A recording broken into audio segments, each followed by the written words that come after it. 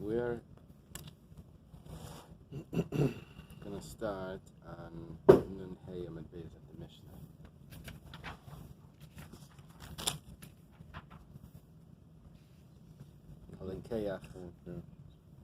Halikeach, it's 55b.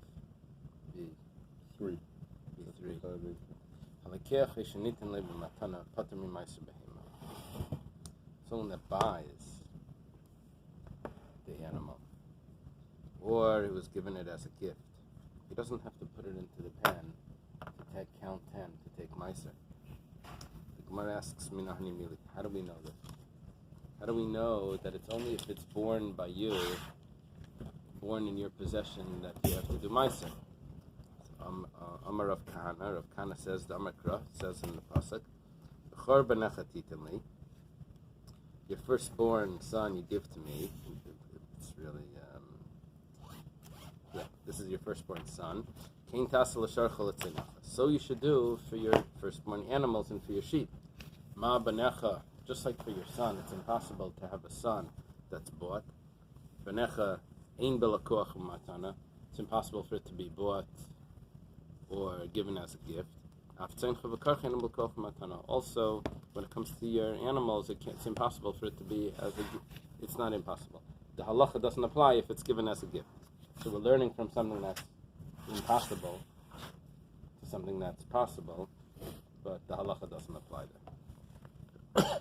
So again, the laws of Meiser is only going to apply if the animal was born in your property.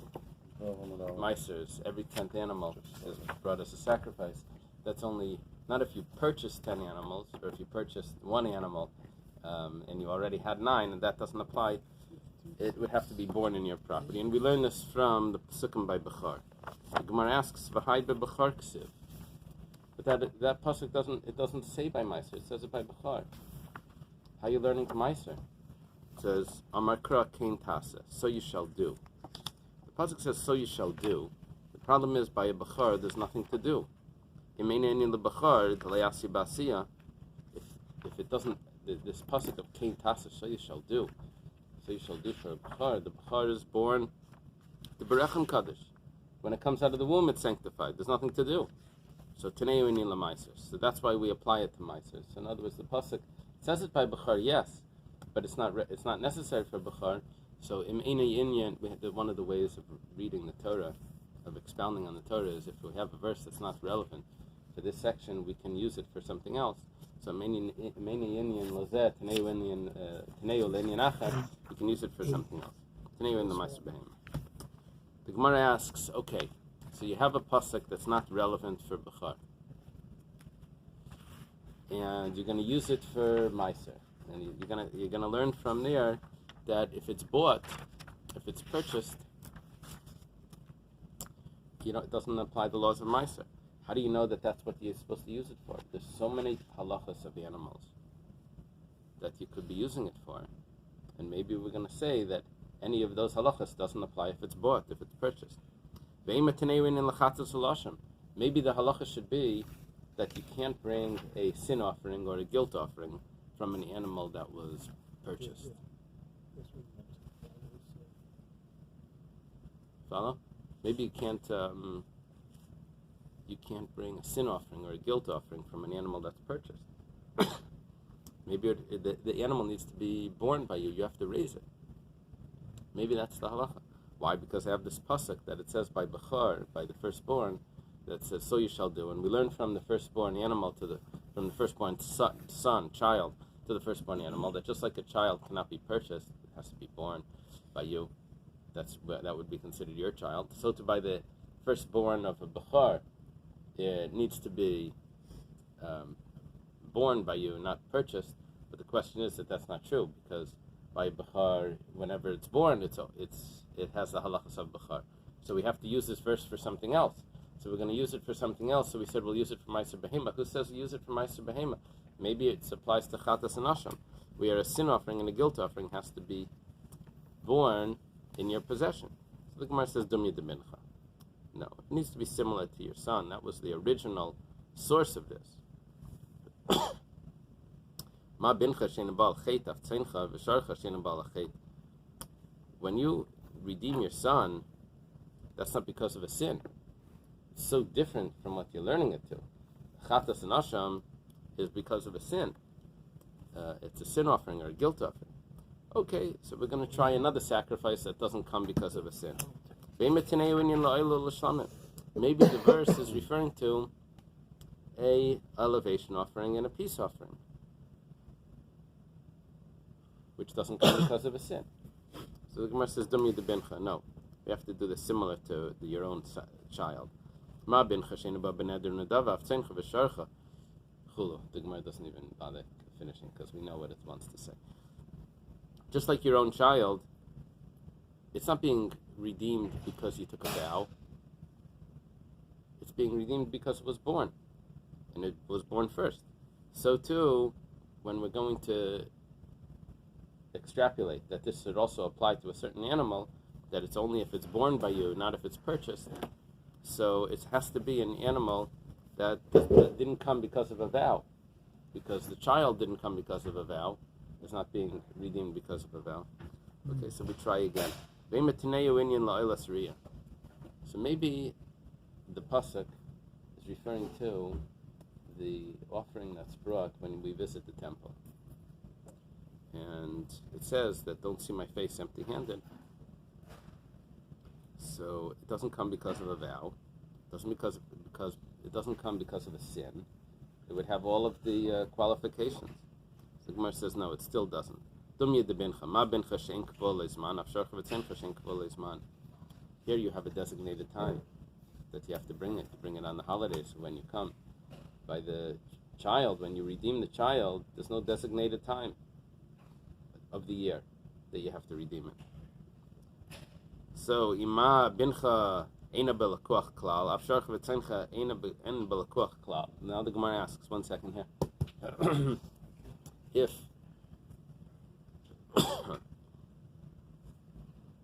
your child that you redeem is not purchased, your child isn't purchased. We're learning that a purchased animal doesn't require tithing. It's only if it was born by you. And we're looking for the source for that. That's what we're dealing with.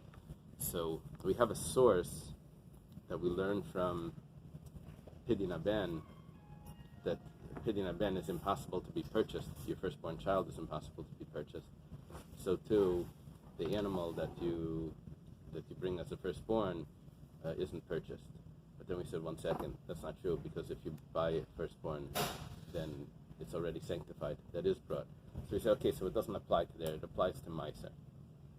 So Meiser doesn't apply when it's purchased. We said, oh, once you're taking it to some other halacha, then there's a million other halachas you could take it to. Maybe it applies to a sacrifice needs to be born by you, this sacrifice, that sacrifice. We go through a whole slew of sacrifice. And now where we're holding is, 1 second, is this really true? That a child is not purchased. So also your sheep, your flock and your ox is also not purchased. And why did Rabbi say in the name of Rabbi Yochanan, if someone purchased the fetuses of animals before they were born, he invested in these fetuses before they were born, and then they're born, so he does take them and take Meiser off them. Did you sell some Meiser is tithing, right? Usually not, but if there's a fetus there, then it's already usually something. You have to sell the mother and include the fetus. Yeah, but here it could be the fetus, because the fetus is there already, it's ready to give birth. So it could be it's different.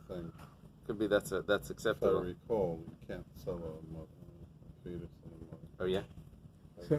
So Rabbi, you're saying that if I go and buy a firstborn from someone, yeah, to use it as a korban, What? That's what he's saying. then I don't have to pay tithing That's the mother's stomach. No. on that animal that I bought. The correct? firstborn Shouldn't the person who should be a sacrifice anyway. The tithing is for the, if you have a whole flock, not the firstborn. You have just a whole flock. So you have to tithe them to take 1 out of 10. Right, but you're going to get the now benefit of that flock. Awesome. Well, the other 9, you're going to have the benefit. Like from. down here, not up there. I mean, so if you're buying a firstborn from somebody else, the guy who had the firstborn in the first place should have tithed, right? Yeah, but I don't want to confuse tithing and the firstborn. Firstborn is one halacha. The firstborn animal is a sacrifice. The rest of the animals, you have to tithe. Now, those animals were born by you. Mm-hmm. That's why you're tithing them. If they were purchased, then you don't tithe them. Let's say you didn't actually purchase the animal after it was born. You purchased the animal before it was born for, like, let's say, a lower price. You say, I'm going to purchase your future animals that are going to be born. Futures. What is it? Like futures, and it's not futures. Oh, futures. So over here it's the fetuses that is almost born. So then he does have to take Meiser. Now we're asking like this. We said, what's our source that you don't take Meiser from something that's purchased? From a firstborn child. We said we're learning from a firstborn child that you have to redeem it. So your child you redeem, not a purchased child. It's impossible for you to have a child that you purchase. How do you purchase a child? It doesn't work like that. So it's the natural parent that has to do the pidyon haben. So too, when it comes to Meiser, it's impossible for it to be purchased. Not impossible. Halachically, if it's purchased in any form, it should be exempt. So why over here do we see that you purchase it before it's born and then it's obligated in Meiser? That's our question. Amar Rava. Rava says Amakra. Tasa. The pasuk says Kain Tasa. So you shall do, which it says it by the firstborn animal. And we wanted to say that pasuk applies to tithing. B'shasa siyamiyat hakasuv. The exemption is only at the time of when you're able to bring it. When you're able to bring the animal after it's already born. After it's already born, then you can't purchase it. But if it was purchased when it's not eligible to be brought as a sacrifice, then that purchase doesn't make it that it's a purchased animal. It's considered like it was born by you and it's obligated. It's only at the time of bringing it that you're not allowed to, not that you're not allowed, that if you did purchase it, it's exempt from tithing. Gemara goes back to discuss this because it's not so clear. So it says, but the pasuk says on the 8th day you give it. Oh, one second. Wait, you have to go ahead. We'll do that.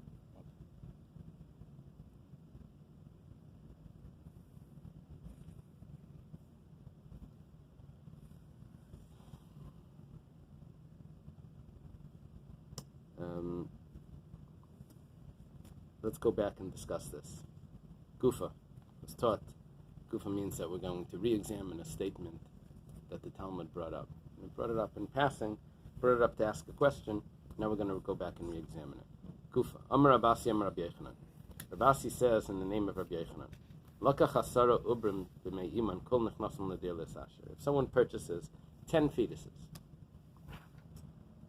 before they're born, so you have to bring them into the pen to take Meiser from them. Because they're born by you. I'm sorry? You put a deposit. Right. The Gemara asks, 1 second. Our Mishnah. The Gemara asks from our Mishnah. 1 second, you just purchased it. It's exempt. Why do you say that you're obligated? Okay. We know the answer already. It says Tasa.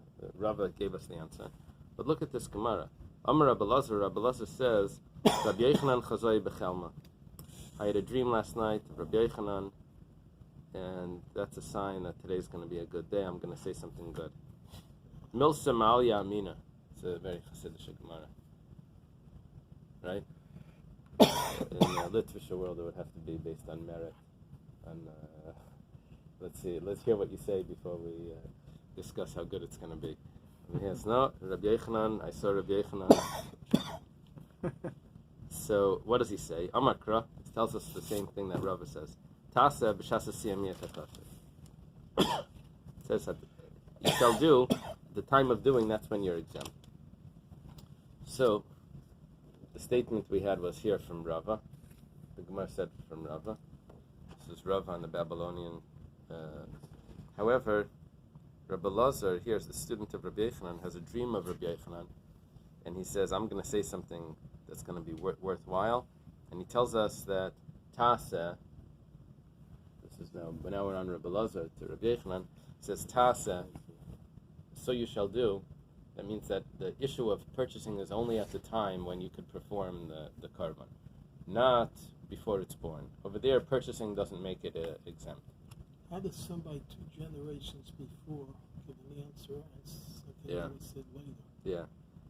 There's it has to do with the way the Gemara is quoted here. The Gemara must have.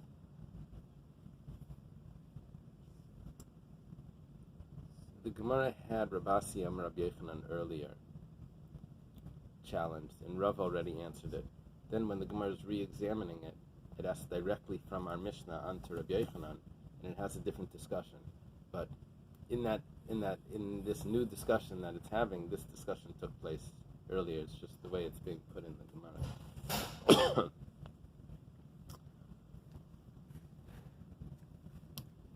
So, Eily, this is your question coming up. What do you have in there, Rabbi Yochanan? Yeah, from Rabbi Yochanan. It says the halachas in his is according to him in almost every case, even when Rav or Shmuel. Does it say Rav or Shmuel or Rabbi and Shmuel? Rav or Shmuel. Okay. Disagreed with it. Is this a machlekes if we pass like Rabbi Yochanan when Rav and Shmuel disagree with him? That's if it's 2-1. That's an interesting discussion. Here it says only in disputes with his teachers in Eretz Yisrael, like Rabbi Yanai, Rabbi Yoshua ben Levi, is the halacha not decided according to his opinion. You know anything else about Rabbi Yochanan? Remember anything about Rabbi Yochanan? His 10 of his sons passed away during his lifetime. Right. He was also an orphan from both. He never violated Kibbutz Avim. His mother died when he was born. His father died before he was born. Those are not You see it here in dreams of other people often? I don't know. He's the one that would sit outside the mikveh so that the children that are born should look like him. Okay, now here's your question coming up. Eisvi Reb Shimon ben Eliakim. Eisvi Reb Shimon ben Eliakim LeRabbi Lazar. It may even be one more page. Turn the page. Yeah, there's no. It's like the bus. Just keeps moving. The subway. Reb Shimon ben Eliakim says to Rebbe Lazar. Rebbe Lazar is the one that said this.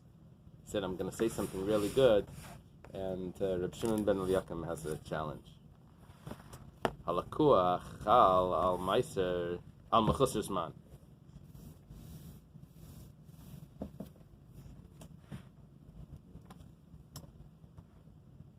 If someone has an animal that he was going to bring as a sacrifice, I don't know if Reb Shimon ben Eliakim is in there.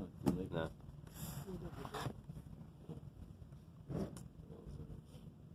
So if someone purchases it, the basic halacha is that you have to wait 8 days before you can bring an animal as a sacrifice. It needs to be 8 days old. You can't bring it on the first day. So what's within the first 8 days? It's not eligible to be brought.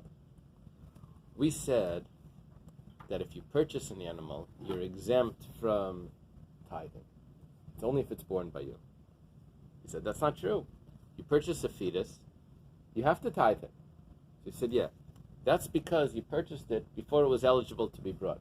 Where is the exemption of purchasing that's only at the time when you're able to bring it? So we said, 1 second. Before it's born, if you purchase it, you're obligated to tithe. When it's eligible to be brought and you purchase it, you're exempt from tithing. Now we have a statement, apparently it's a brisa, that says if someone purchases an animal within the first 7 days.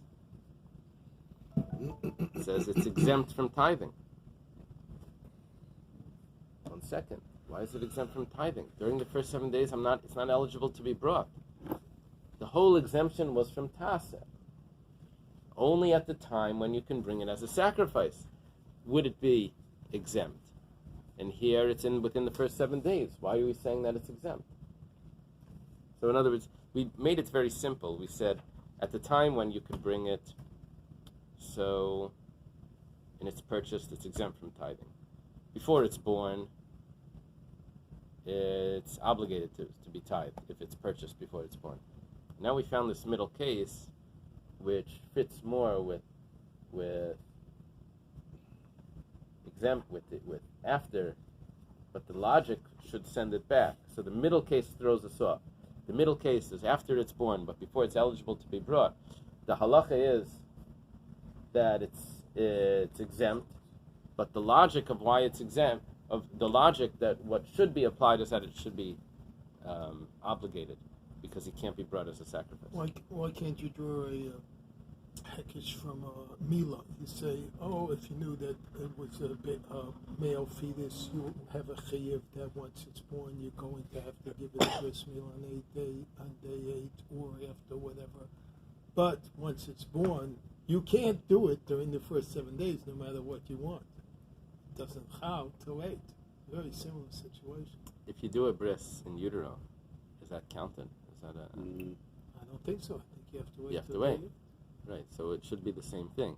That until it's eligible, it should all be in the same status. That's the Gemara's question.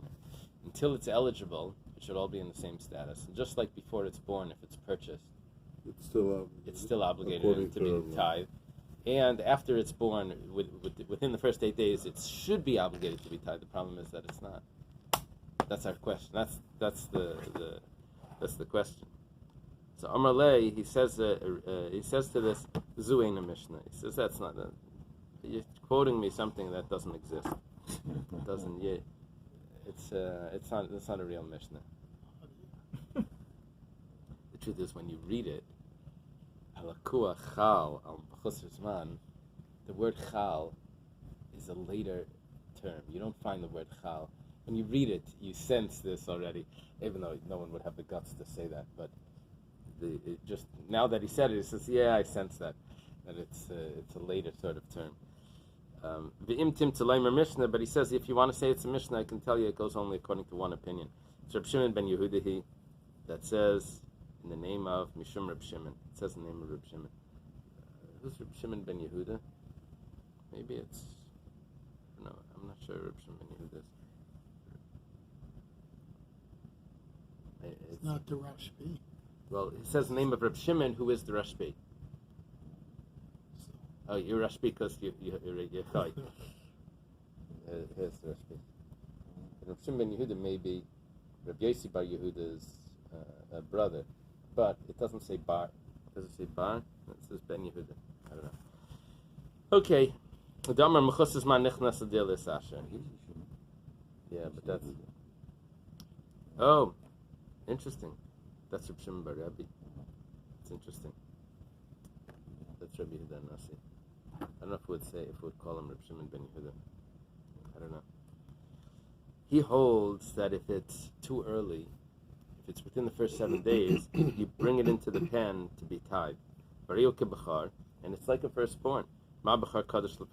Just like a firstborn is sanctified, consecrated, before it's eligible to be brought, because you have to wait 8 days. And then big deal, you wait 8 days.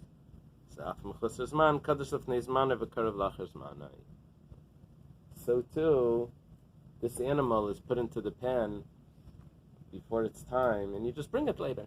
Okay, you bring it later, big deal. But it could already be counted out as 1, 2, 3, 4, 5, 6, 7, 8, 9, 10, and we'll count it out, we'll declare it Meiser, and we'll bring it later. So it's not a problem. It's not that it's not eligible to be counted. It is eligible to be counted, and that's why it would be. That's why it would be chayev in Meiser, even though it's purchased.